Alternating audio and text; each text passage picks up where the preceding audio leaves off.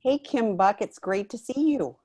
Well, hello. Glad to be here. Glad to be back this week and back back talking about prodependence. I'm excited. Yeah. So, Yeah, I had someone reach out and they shared how important prodependence, I won't give any specifics, but in this email, she was talking about everyone, it was a female in her family and friends were all like, you should, ignore the addiction. And she had two family members that struggled and ultimately, died from addiction. And she's like, I don't regret loving them, in what happened. So, but the, everyone was telling her she was codependent. Everybody was, telling her to walk away. And so anyway, so she obviously gravitated towards the language that we use in a prodependent lens of working with loved ones. So that was that's great to great. hear from her. Yeah. Yeah. Absolutely. I get those on occasion as well. And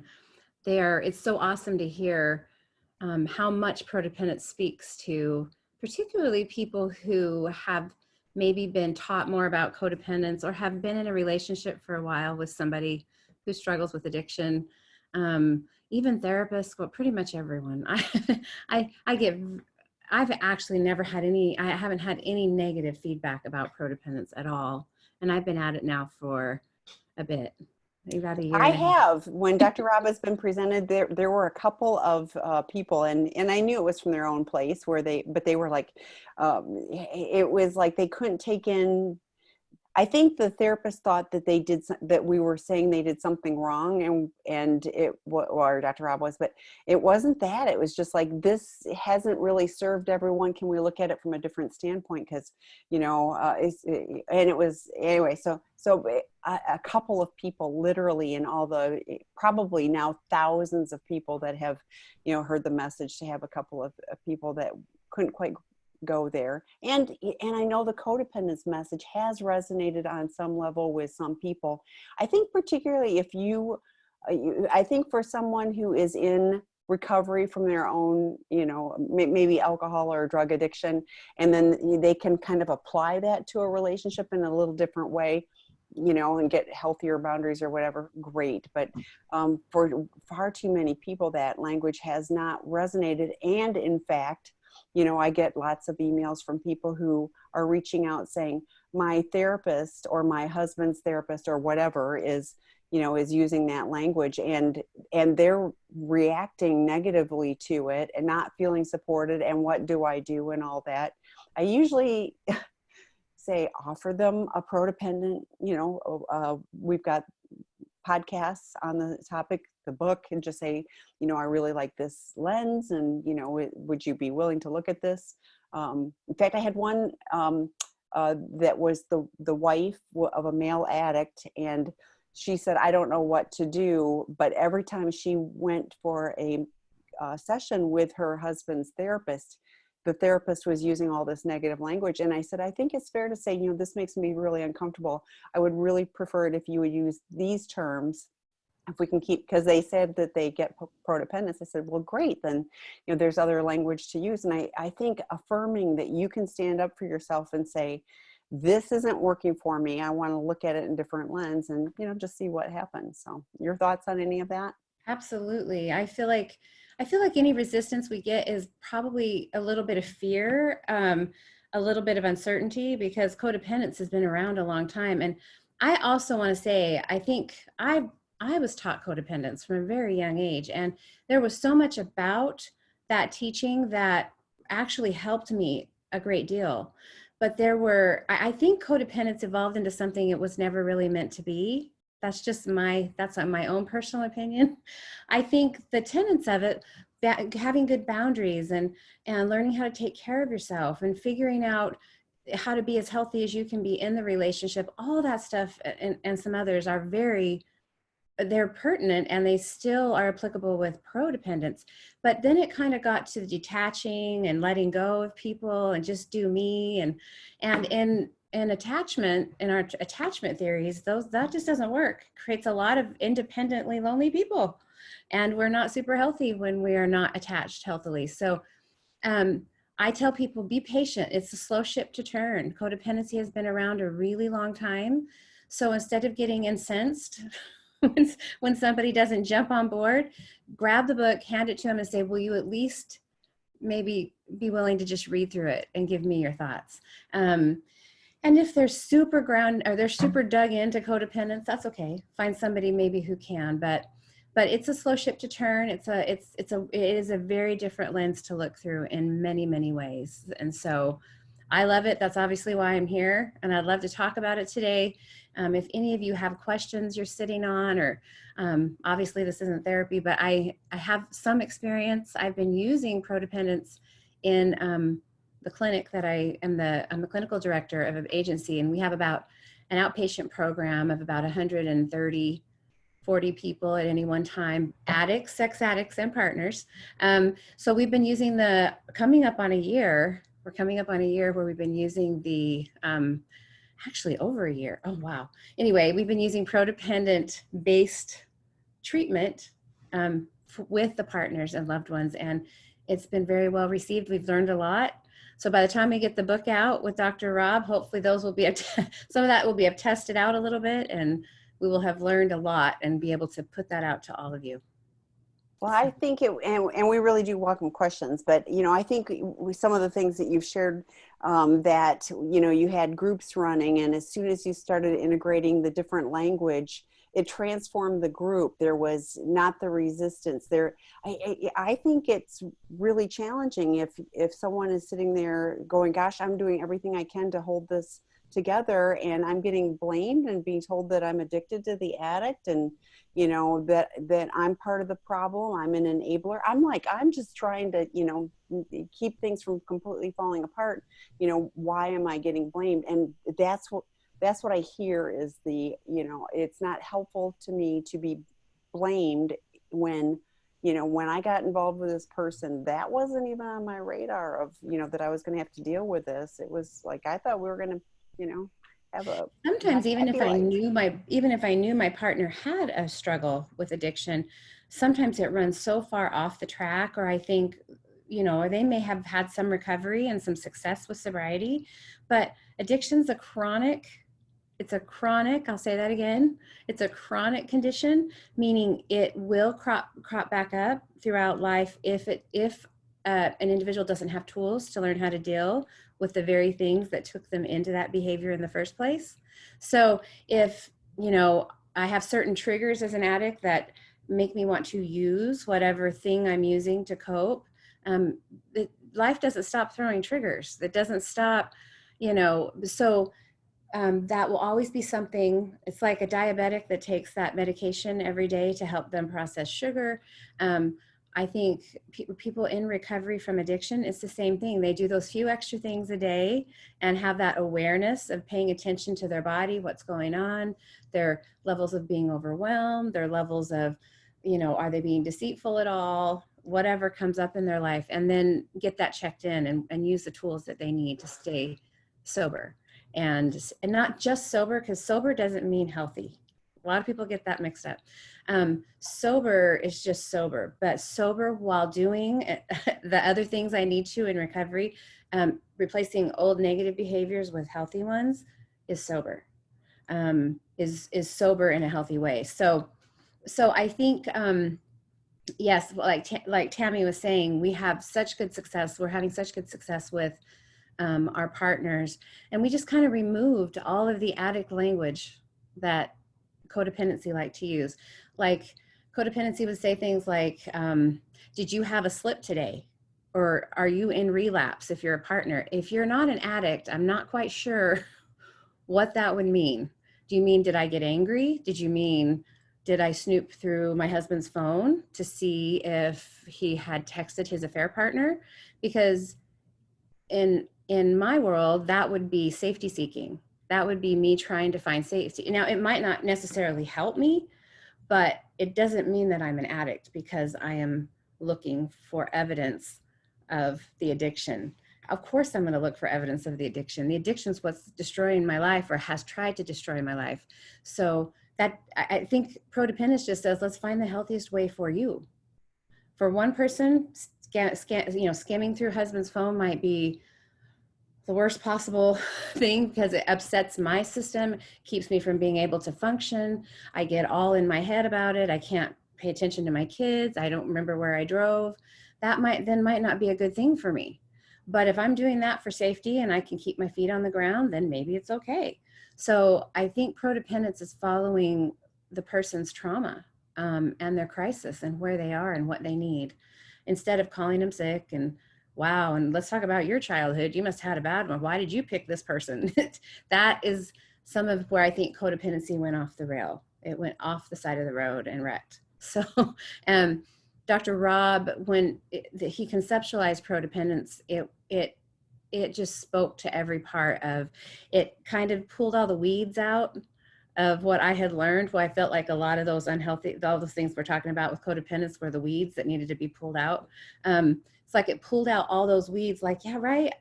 If I'm looking for safety, why are you calling me like an addict? If I'm angry because somebody's betrayed me, don't call me crazy. Who doesn't get angry when someone breaks their promises? I don't know. Somebody who doesn't, maybe they're robotic or maybe they're the Tin Man. I don't know. People who are human have struggle, and they'll struggle with those things. So happy to start answering questions and maybe and you've started talking about it, but this is a great place to start. It says, hello, we are new to this. Would you give a general definition description of the theory of prodependence? And I thought, let's just start right there. Yes. Prodependence is really, it's not like addiction or codependence or depression or anxiety. It's not a diagnosis. It's not a label. So if I used to call myself codependent, I wouldn't call myself prodependent. That's not what it is. Prodependent is kind of, I say, an umbrella. It's kind of a big umbrella where a lot of healthy behaviors fit under. Okay, so prodependence is a paradigm that has all sorts of things that can go with it. So prodependence is simply being in relation to somebody who is struggling and failing. Addiction, chronic mental illness, that I think those two would probably be the main ones, but you could even probably go to chronic physical illness. There have been people that have been kind of told that they were loving too much, or I don't know how that's possible. I don't know how you love someone too much. I don't know. I don't know where that came from, but it sounds ridiculous to me. So I think Dr. Rob said, if you're a person that loves too much, then here's my home address and phone number. Come hang out with me. I need you in my life. Right. You can never love me too much. Yes. Love me too much, please. Yeah. So you're in a relationship with somebody who is failing because of what's going on in their life and the decisions they're making, but the decisions you have no responsibility for. So I'm in crisis because somebody's making decisions that's thrown my life in crisis that are not of my making. I didn't do them. I just love them. I just love the person who's making those bad choices, if that makes sense. So that's the viewpoint. That's the umbrella I was talking about, or the paradigm. But all of the, what we would call therapy or interventions, all of the healing work that we do that falls under that would be from a prodependent viewpoint. So we would set boundaries, not to kick people out of our life. We don't do that. We set boundaries because we need safety. We need to know when enough is enough on both sides, either for me or for them. We do self-care because it's important that we manage the crisis in ourselves, or we'll have a really hard time dealing with life in general. So we don't do that from a pathological place. There's nothing wrong with you because you're in a relationship like that. You love the person who's struggling. And we want to find the best way to be in that relationship, or not, if I choose to not be in that relationship, with no label, with no diagnosis, with none of that. And sometimes partners have their own addictions, but loving someone with an addiction is not an addiction. I might have an unhealthy relationship with food. I might have a gambling problem. I might drink too much to cope with my stress. That might be something I'd have to look at. but loving somebody who's an addict is not an addiction.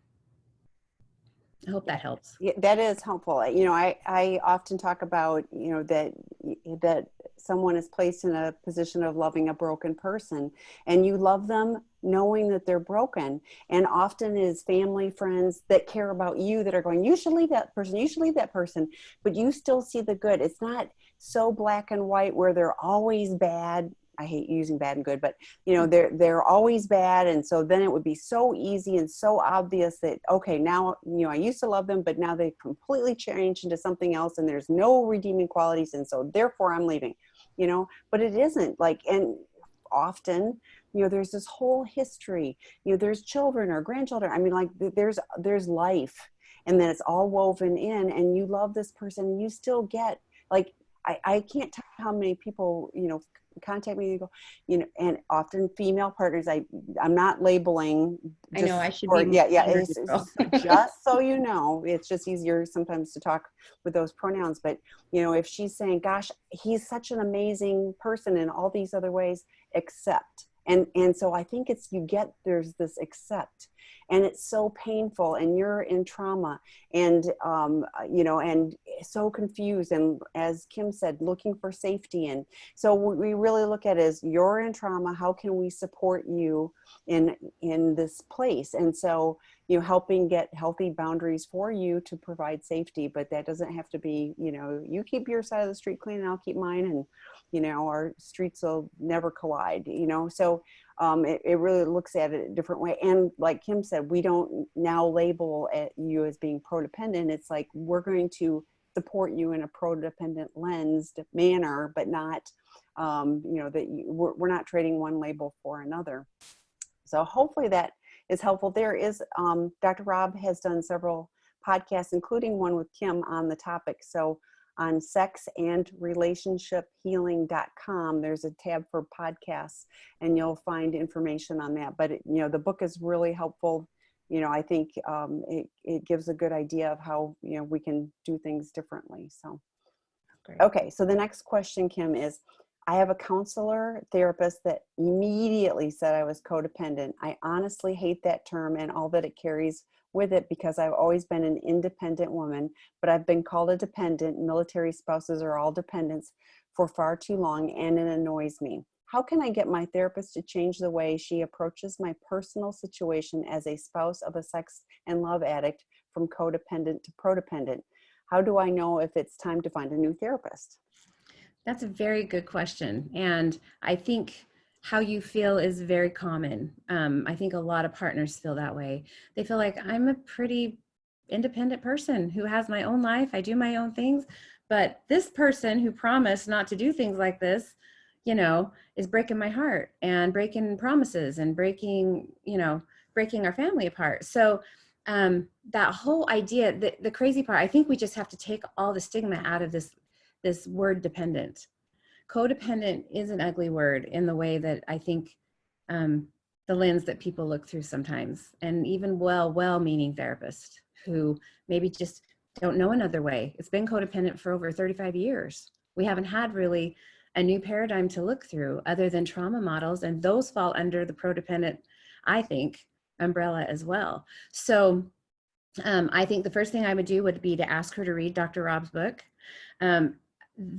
His book should resonate with every therapist, because it's actually written a lot for therapists. If you read it, it's like, well, this is kind of clinical. I think Dr. Rob was kind of saying, therapists, knock, knock, knock, wake up, like, you know, let's look at this differently. And so I would give your therapist the book, particularly if you have a good connection with the therapist, but this is one area that you don't connect with him or her. I would tell them that. I would be very frank and honest about that. You know, I really don't resonate with the idea of being codependent. I do resonate with the ideas of needing safety, needing to know what the limits are in the relationship, knowing when and where and how and why to make certain decisions, having a good mentor and guide through my trauma, and understanding a lot of my responses are trauma, because my world's just been uprooted, or maybe not just, but maybe it's been happening over time. I don't know. And the dependent word is really interesting because, according to all our attachment theories, we can only be as emotionally healthy as our most secure attachments. So you can call it dependent or dependent or attached, but the truth is we need people. We need each other. And I don't think that's ever in my lifetime been more apparent than right now at this time, watching what we're going through in the world and recognizing we can't do this alone. We are not an island. We will not survive literally without cooperation and connection and doing for ourselves and each other. It's not me and my, it's our, it's us, it's we, it's thee, it's thou. And I think that I think you just have to speak very frankly with your therapist and say, I like you, I've learned so much, but this word and this label does not fit for me, and this is why. And if you can help me and guide me with a little different lens, I would love to learn from you. But if not, that's okay. Maybe it's not a good fit, and find somebody who will. And therapists are learning. They are. I know Tammy she knows the therapists probably who really resonate all over the country with Prodependence and can offer referrals if you need that. Just reach out to her. Yeah, well, and even outside of the country. But, Yes. I was thinking, because I used to consider myself fiercely independent, and I now consider myself fiercely interdependent. And I changed, I hadn't even really consciously thought of that, but I really, Dr. Rob talks about being interdependent. We are, like Kim was saying, we are really interwoven and dependent on others. And instead of it being, a shameful, dirty word, I was like, I really learned to, like, that's what brings meaning to my life, is the connections. I want to be dependent on others, and I want them to be able to depend on me. That is great, and I too, I don't want to be an island. I don't want, I don't want that. The connection is what's meaningful. So for me, I had to, quite frankly, get over myself a little bit, because, I had to look at this, I was raised to, so this is kind of silly, but when I was very little, like my family would say all the time, because I would go around saying, I do by self. I mean, I was that little that was my language. I do by self. I was independent from the get-go. And so to learn to go, no, I'm not, I don't need to be independent. It's not that is not a quality that I want, let alone serves me well. That helped me a lot, was just to reframe and go, I can be independent, but then I'm going to be all alone, because I'm going to push everybody away, because everybody's going to know that they don't really need to connect with me, and I can't always be the one giving, because if I don't get replenished, I got nothing to give. But as far as finding a new therapist, if you need to go that route, and I hope not, I really hope that your therapist goes, wow, this is so, I get it. But the other thing is dealing with the trauma that Kim talked about. Not every therapist is a trauma therapist. They're not trained to do that. So if that is something you're looking for, that would be another lens to look for, is we talk about the EMDR is one mode of eye movement. Desensitization and reprocessing. Thank you. I always get eye movement and then I can't remember. But that's one technique. And even in this time, I've seen some therapists, they're doing tapping. So they're teaching the tapping so that you can still do that, even if they can't physically, be connected with you. So there's a lot of techniques that even in this time, can work. So I encourage you to, I love what Kim said, be an advocate for yourself and just say, I really want to work with you, but this is the lens I need. It's what I was sharing at the beginning too, with the couple, where I said, it's okay to go to your husband's therapist and say, I really need the language to be this, because when you say it this way, it's hurtful, and, and I feel unheard, so hopefully that's helpful. Thank you so much. I would also say, as Tammy was talking, it just reminded me, there are therapists that are specifically trained for partner betrayal work, sex addiction, or, feeling betrayed, sexually betrayed, going through that, I would look for that. CSAT, ABSATs, people who are trained with partner or betrayal trauma. If your therapist doesn't have specific training, and please, anybody, ask your therapist, what are your trainings? Who do you work with?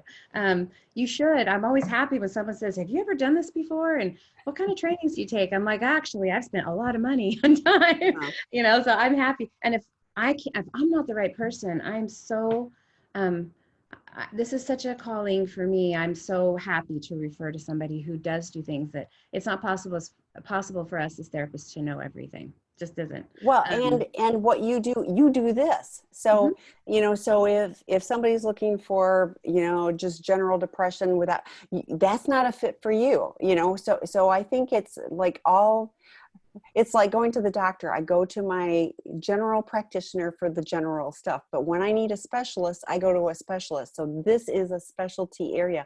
Most therapists don't have training in addiction or have just a real cursory, overview of addiction. And then, sex addiction, there's 20 different subtypes of sex addiction. Like, it's complicated. Helping the betrayed partner, even marriage therapists, somebody was asking about, how to find a marriage therapist. And I'm like, if a general marriage therapist that doesn't have the specialty to understand betrayal and the trauma that it causes, that they may not be as well suited to help support, recovery of the coupleship, as someone who does have that. So, yeah, I mean, you aren't good. Well, even if you hurt your therapist's feelings, that's on the therapist, but it's not about hurting. It's about, what do you need to heal from where you are now? Maybe they were great for, here, but now you're here and you need a little something different. I don't know. I think that's well said. I think, yeah, it's okay if you hurt the feelings. That's not your point. Your point's you're spending a lot of money and time, and you want somebody who has the training. And even infidelity, somebody who's trained just to deal with betrayal trauma from infidelity alone would be different than from a sex addiction, because that is more pervasive and chronic than a one-time or two-time, affair would be. Those are both terrible. I'm not minimizing them, right, but they're different. Because someone who's dealing with sex addiction, it's going to be a little bit more chronic and more frequent, and the recovery is going to look a little bit different. The healing part's going to look a little bit different for the partner. So the next one, can you give some examples of boundaries regarding an addict's slips in quotes and the recovery program? How to set up boundaries that are healthy for me without stepping into their recovery decisions? That is the $1 million question. So thank you. And I say that because boundaries are so important and they are so personal. I will have a lot of times I'll have partners ask me, so when is too much? Like, meaning, what boundary do I need around my husband's relapse or slips, or what should I do when those things happen? And truthfully, that is very personal. It's a very personal decision, because boundaries in their truest sense are to create safety and to protect both parties. And also so you can let people in your life, not keep them out. Just at what level can I let them in, if that makes sense? So, so when a part or an addict has a slip, whatever the slip is, I have to decide for myself, what do I need right now to feel safe in this relationship? From the addict, from myself, what do I need to happen? And there is no, and what every partner can tolerate is different as well. Their resilience to this is different. And that's not good or bad, it just is. I talk about the Plimsoll line all the time on a boat. Every vessel has a different level of load that they can take, every boat on the water, before it starts taking on water. We're the same way. Our level of what we can handle and manage for each person is very different. So an example, I can give examples. You asked for that, so I'll give you some that might be useful. I don't know. In sex addiction recovery, there may be, depending on the addict's acting out behavior, let's say there's pornography and masturbation that's compulsive or happens a lot. And the addicts, because his or her sobriety is their decision, meaning they have to decide what's healthy and unhealthy and good for them. You don't have to agree with it, and that's okay too if you don't, but they have to come up with that. That's not something a partner would establish for his or her addict companion. We just wouldn't do that. So they decide what their sobriety looks like and what would constitute a slip or a relapse in their behavior. So if they were to have a slip in their behavior, let's say they decided part of their sobriety would be to not look at pornography, maybe, and masturbate.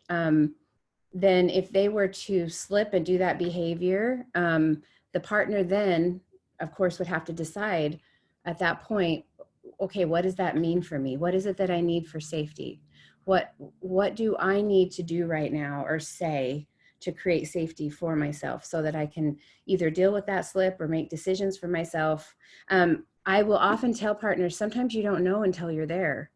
I mean, it'd be so nice to just have your rules and here they are, and, 1, 2, 3, 4, if you do this, I do that, boundaries are much more organic. It might matter how much recovery work has he been doing? How much sobriety has he had? How quickly did he come and disclose that slip to me? Or did he wait and I had to find it out for myself? There's all of these these exponential things that you would have to look at. For some people, it'd be like, wow, that's the first slip in 18 months. That's crazy. She or she had 18 months and they came right to me. So I might just need some time to get to breathe again, just give me some space, let me get some self-care. And for somebody else, this is a 4,052nd time and I had to find it on the computer and he's really not doing, or she doing their recovery the way that they said they would, then I may have a stronger response and I may need a different type of boundary for safety than I would. So I hope, I'm not trying to be ambiguous about it, but it's very personal. And if you have a trained therapist that deals with partners who are married to sex addicts, that will be some of the fundamental things that you will learn on that healing journey. And I always say there's this little fine print on boundaries that says, and I reserve the right to change this anytime for any reason, because we don't know. Most partners don't know where they'll be when that happens and what the history will be. So work with your support system. Hopefully you have one of other partners and people that love you unconditionally, who can hold that space for you and help you, particularly when those slips happen. Some people know they have baseline boundaries. You cannot be with another person physically and me stay in the marriage. That's a boundary I'm not willing to. And some people can state that from the beginning and stick to it, and that's okay. But then there's a lot of little nuances throughout it, depending on, where he or she is in recovery and where you are in your process.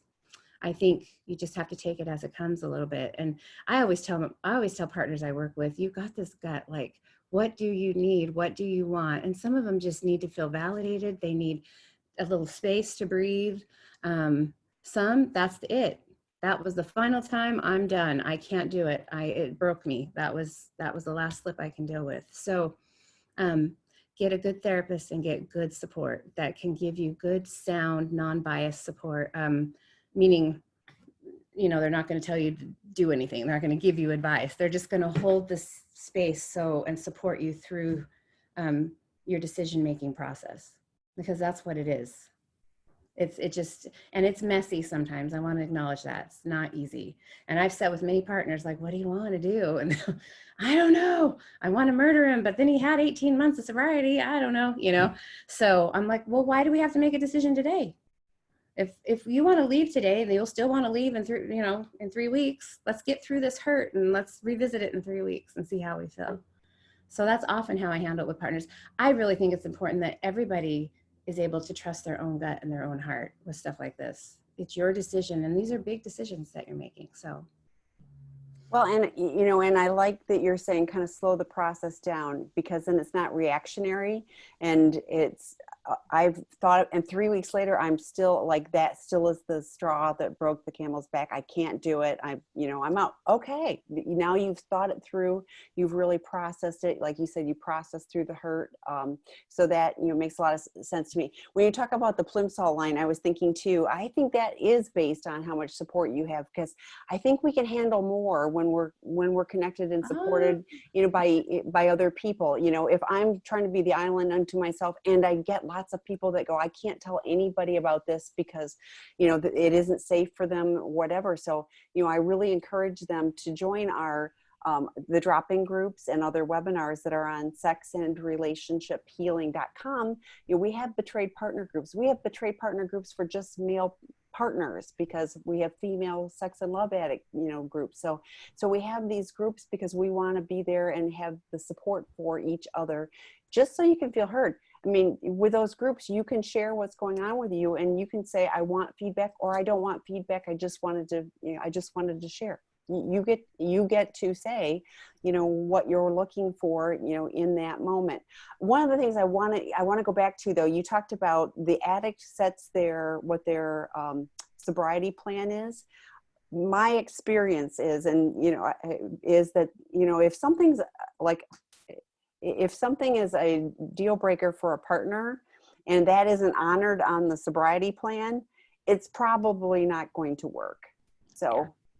Well, I think in a relationship, in an intimate, if I've got an intimate relationship with somebody, you're always going to want to consider each other in your sobriety plan, of course. If I was working with an addict, say, I would tell he or she, so how does your spouse feel about this? Like, you're saying this is no big deal, looking at pornography and masturbating is no big deal for you, but I'm wondering how he or she feels about that. Well, they don't like it. Okay, so if you go down this road, what might happen to your relationship? You just have to have your eyes wide open. You can make those decisions, but if your partner's not down with it and that's not safe for them, now you're at an impasse. And how important then is pornography to you? And masturbate, that opens up a whole other thing. So yes, you consider, addicts always should be considering the partner in their sobriety, but the partner doesn't plan the sobriety for the addict. And right. Mostly because then whose sobriety is it?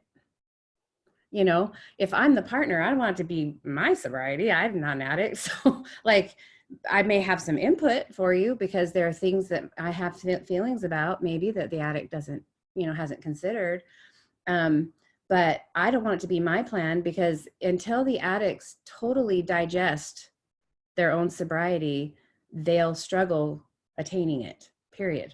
So if you're a partner, you want him or her to have a total buy-in on their sobriety. It needs to be their life, what healthy for them.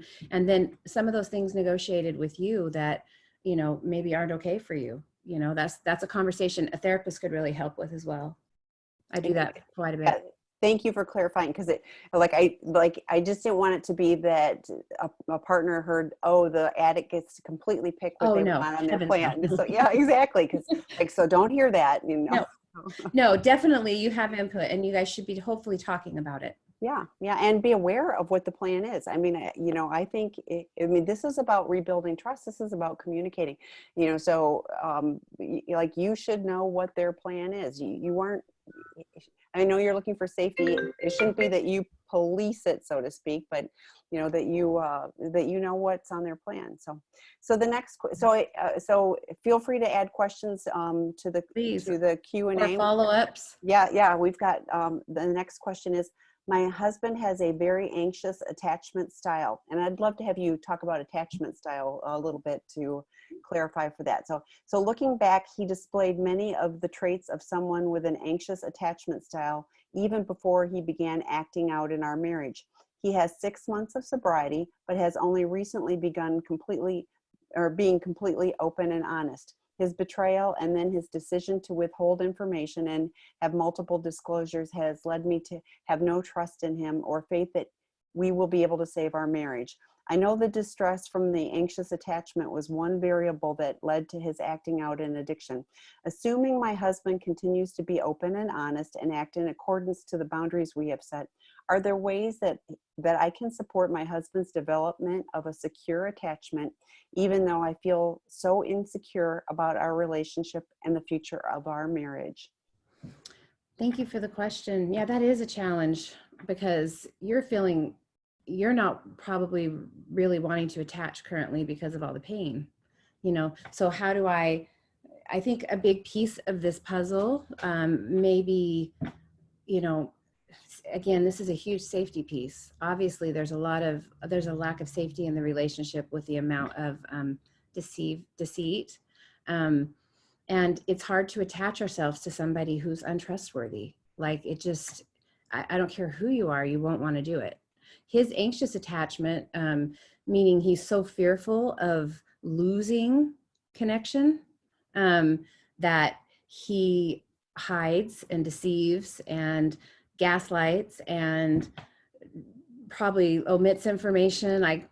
Those are things anxious attachment styles do, because they're afraid that if you see who they are, they'll lose you. And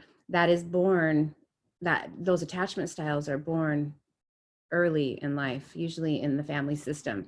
And it's not intentional through a family system. It's just the way that we perceive how people see us or perceive us or treat us, or if we feel like people are there for us or we can count on people. I'm sorry, the sun just went down and made it dark in here.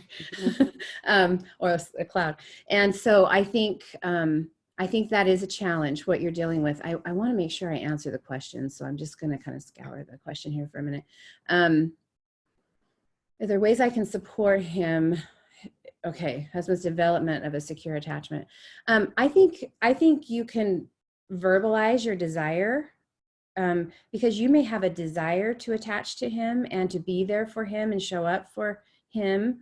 But because of his lack of transparency and all of the deceit in the relationship, it makes it hard for you to want to actually step into that vulnerable place.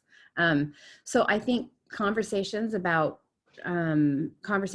what you want and what you hope for would be really helpful with him.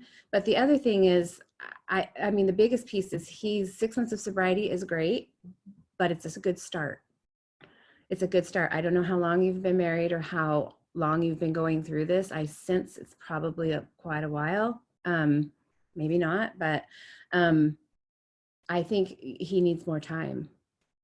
I do. And I think as he gets more and more, not just sober in his behavior, but meaning his sexual acting out behavior, but sober in his thinking, sober in his decision making, sober in his interactions with you and with other people, meaning they're grounded, they're grown up, they're not as fearful and anxious. I think the ability to attach, then the attachment work will really begin with you two. And that is down the road. I mean, in my experience, addicts have to have quite a bit of sobriety and recovery for the couples to even broach the subject of reattachment. I was thinking, and like you, I discern between sobriety and recovery. And I often say, I live in my recovery now, not in my addiction. And that's completely different than just staying sober. But I was also picking up on he has 6 months of sobriety and he's just starting to be able to, be open and honest. But you also identified that you saw this, or you can look back and see that this was his style long before. So what Kim was talking about is, this is old stuff. This is, early child probably, stuff. And so, 6 months, great. However, 6 months is just a drop in the bucket for transforming something that's been a lifetime pattern, and, but I was also thinking, I don't know if you're able to go, gosh, I see you trying to be I see you as being more open and honest, and I really appreciate this. I understand how painful that must be or difficult for you, but I'm wondering if there's any, how he would receive it if you are able to be affirming of just even his efforts in his trying, because like I said, that's an old pattern, and for him to even be able to kind of peek over the edge and go, okay, I'm going to try this, has to be scary. But, I can 100% understand how vulnerable and, and untrusting, you must feel in all of this as well. So. Right. And I want to just say, to piggyback on that, Tammy, I think sometimes there's, and this isn't a job or anything. This isn't, you don't have to say any of that, but there's this kind of old theory in the psychotherapy world about reinforcement.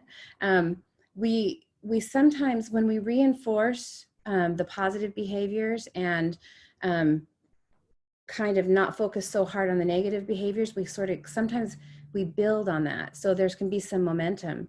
So it's like a child. If they pick up their room, if I praise them for that, they'll most likely pick up their room again if they like being praised, right? And an anxious attachment style person is going to be very, they're going to need to know that they're okay when they're not perfect and da da da. So this isn't your job per se, but if you're able to reinforce when you feel like you can, the positive things he's doing, well, and that doesn't fix everything. So it's just like, thank you so much for being honest.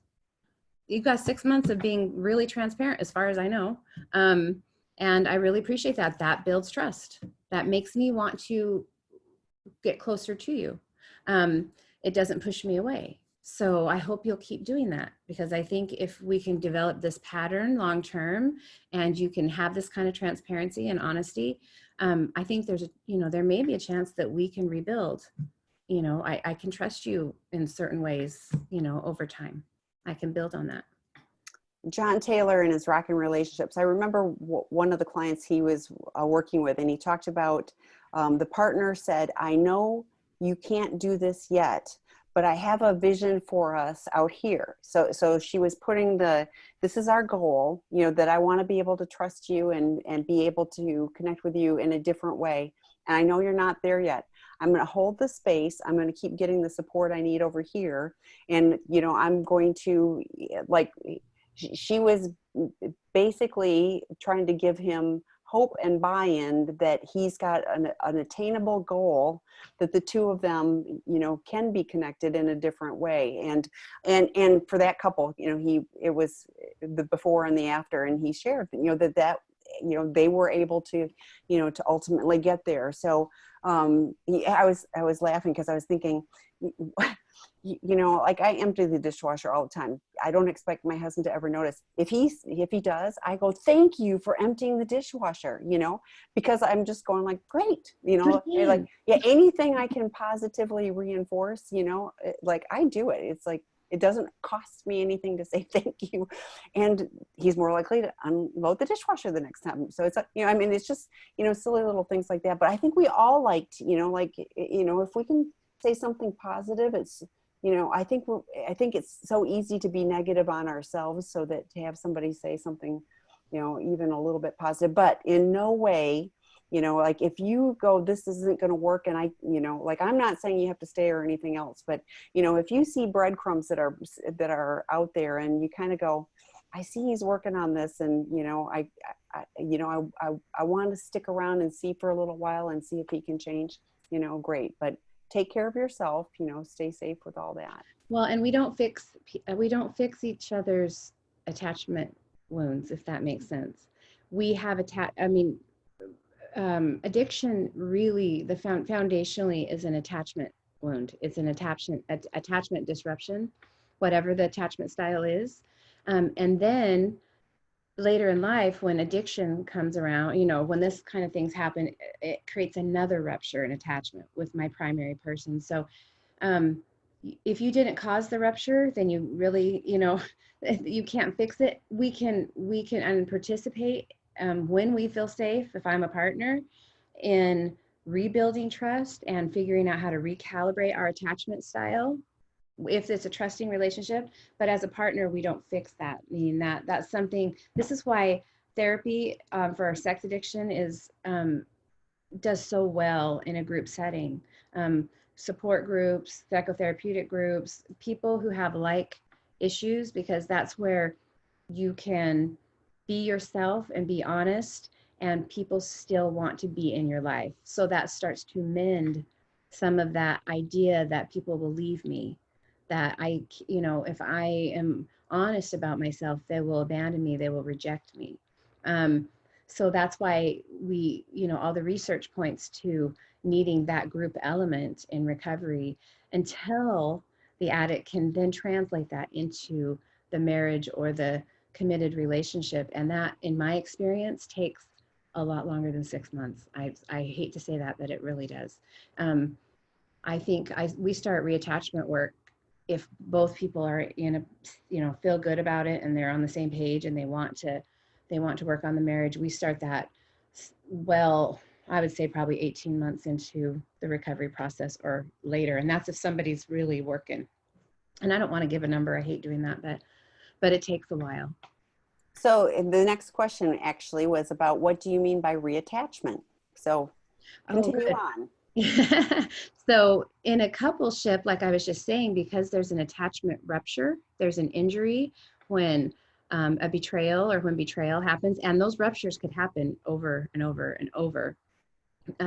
Reattachment's just that, us finding a space where we can healthily connect and have interdependence in that relationship, where we have trust in that relationship. We can have open and honest conversations where we have a desire to give our heart and trust our heart to the other person. Again, that's the reattachment work, along with a bazillion other things. But that's the short story of reattachment. It's just that, deciding, both couples deciding, or both individuals deciding they're in a place that they want to do that.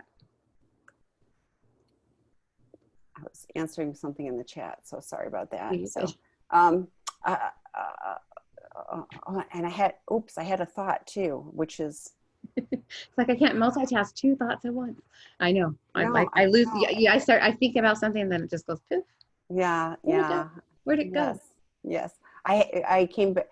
When I'm out running, I think of things a lot, like that's when it's creative and all of this kind of stuff. And so I came back and I said to my husband, I've got 2 things I want you to research. And I could only remember one, and it took me 2 more hours. And I went, I remembered, so it's just kind of where things are right now. Oh, we've got another question. It's the same question. So there was something else you were talking about right before the attachment though. Oh, well. Keep thinking, we'll come back. I wanted to talk to, just for a quick second, I just wanted to mention something that's been coming up lately in practice with me, with partners, is this idea of forgiveness. So there's trust, and there's love, and there's forgiveness.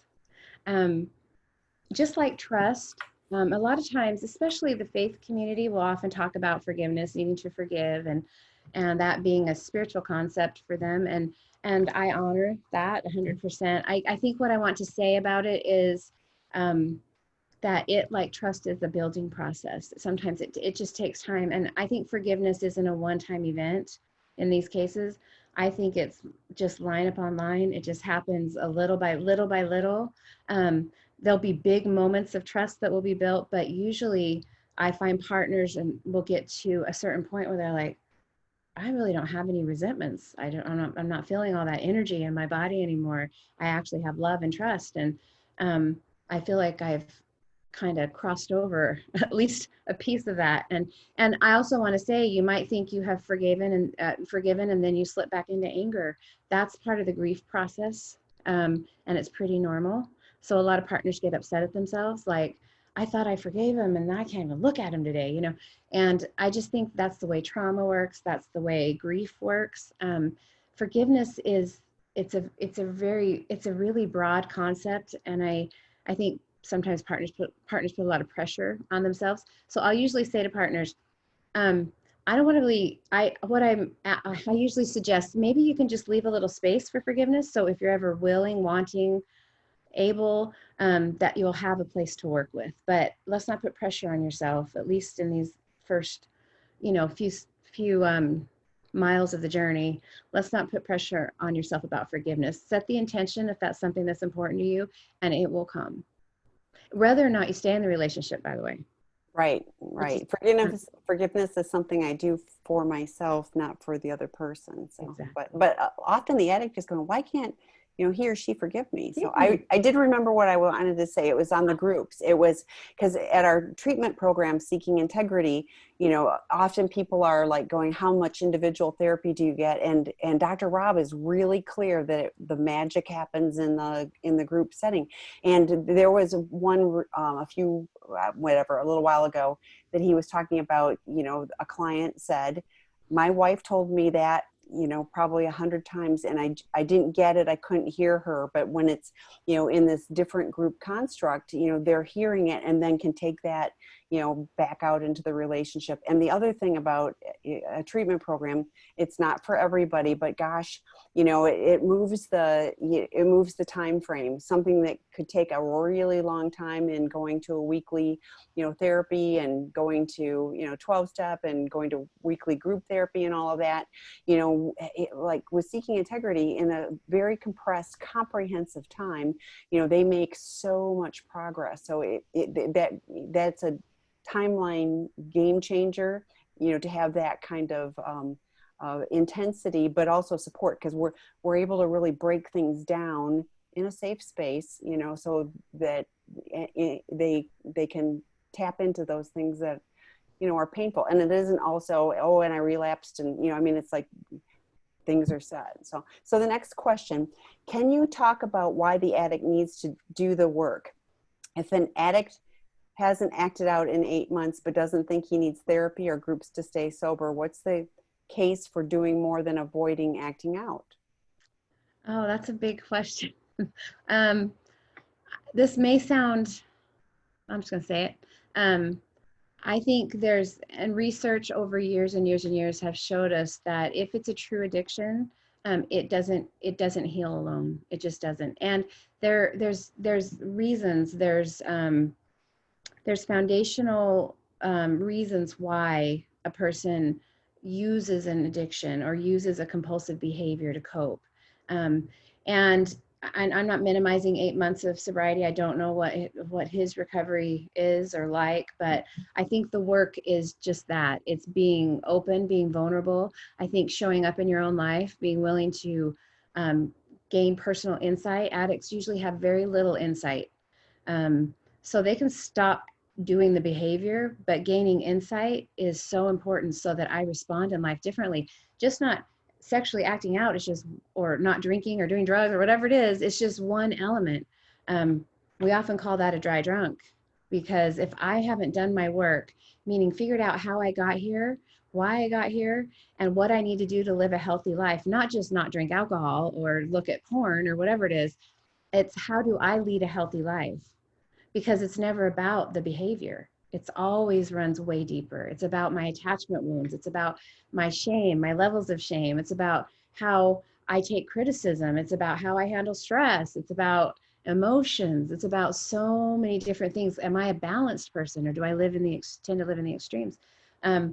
So I would be really, really concerned, I would say, as a certified sex therapist, I'd be really concerned about somebody who is an addict who is not delving into the work. In my experience, sobriety will eventually end. Well, I 100% the dry drunk. I talk all the time about this. Those are the symptoms of the underlying issues. So, like you're talking about the attachment wounds and everything else. The other thing that I see often is, the addict isn't doing porn anymore, but is now using cannabis nonstop, or video gaming, or whatever. So, like, just shifting. I often see, I go to, among my meetings is AA, and, people who in early sobriety will gain 50 pounds. It's because they haven't got the wherewithal. So all of a sudden they're eating like crazy, in order to fill the same void. There's a hole in our soul. And so, we're looking for ways to stuff that. And so I've been around a long time with, around recovery. And I personally do not know anybody who just magically stopped the behavior and then all of a sudden was like, well, now I'm perfectly fine. And was able to connect in a healthy way. In fact, I've seen people that said, they were sponsoring people in 12-step. They were doing all of this, but they had this whole hidden life, of acting out. So they could talk the talk, but they weren't walking the walk. So, more power to this person if they figured it out. And I'd love to write a blog about them, because it's like, it would be highly unusual in my experience. So I would also, Tammy, I think I would also, if I was talking to a partner and this is a question that a partner posed to me, I would look at he or she and say, how do you feel in the relationship? Do you feel connected? Do you feel loved? Do you feel nurtured? Do you feel like you really want to spend time with this person? Are you enjoying the time?